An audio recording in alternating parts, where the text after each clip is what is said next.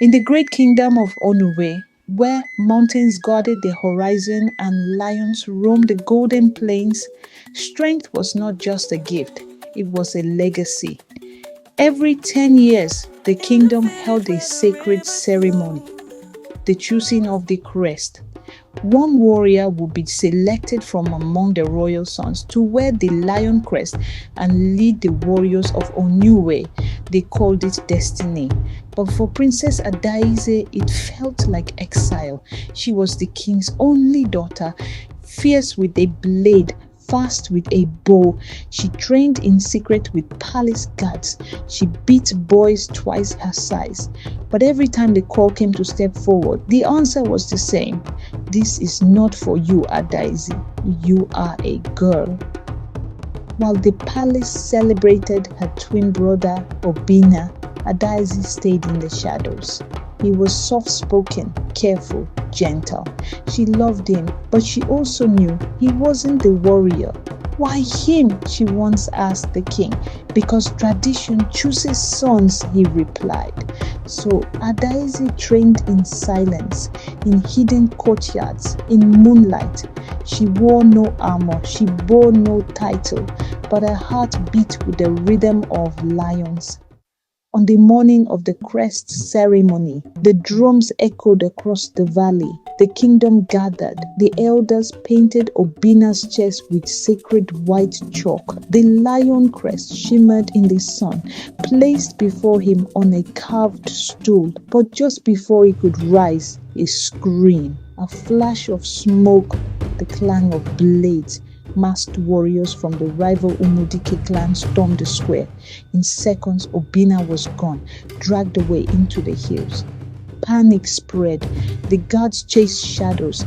The lion crest was knocked into the dust, and Adaeze stood still, hands clenched, eyes burning. "Let me go after him," she told her father. The king, white with fear, shouted, "No, this is not your place."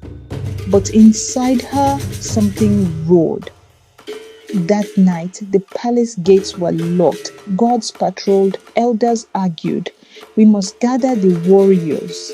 Send Ikenna from the east. Wait for the seers." But Adaeze didn't wait. In the quiet of the moon, she packed her bow, a dagger, and the cloth of her brother's scent. She wore no royal robe, only leather wraps and face paint. Before she slipped through the back gate, her mother caught her. "They'll never forgive you," the queen whispered. Adaeze looked up. "Then let them watch me do what their sons could not." The path was harsh. She crossed burning plains, fought off bandits in the thorn forest, tamed a wild horse with a lion skull on its flank.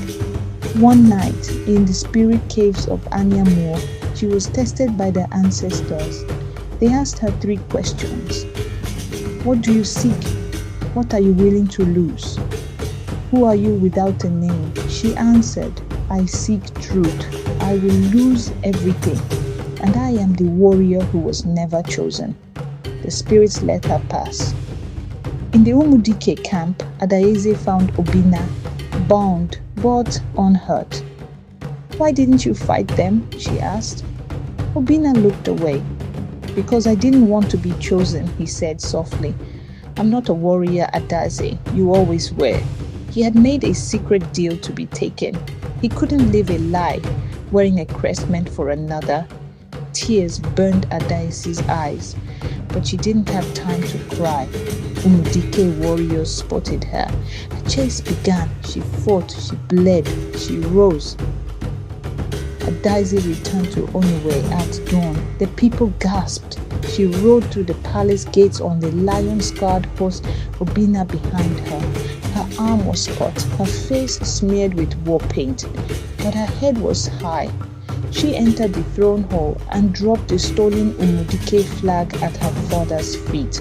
Your son is safe, she said, but your warrior was never your son. Silence. Then her mother stood and clapped. Then Obinna. Then the entire hall rose to their feet. The king stared at her, his eyes filled with something between pride and pain. The crest is yours, he said.